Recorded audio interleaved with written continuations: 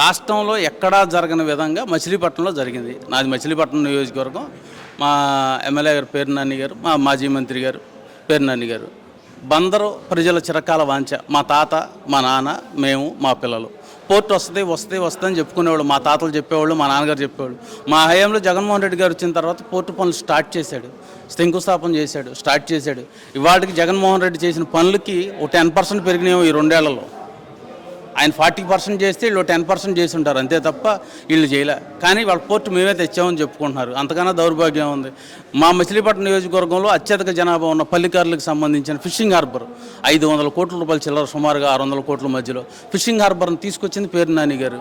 మచిలీపట్నంలో medical college తీసుకొచ్చింది పేరు నాని గారు. ఇది ఇన్ని అభివృద్ధి కార్యక్రమాలు, medical college, fishing harbour, port ఇన్ని జరిగిన తర్వాత ఇంకా అభివృద్ధి జరిగిందా? అభివృద్ధి మేమే చేసామంటే ఇక వాళ్ళ విజ్ఞతకు వదిలేయటమే తప్ప ఏం లేదు.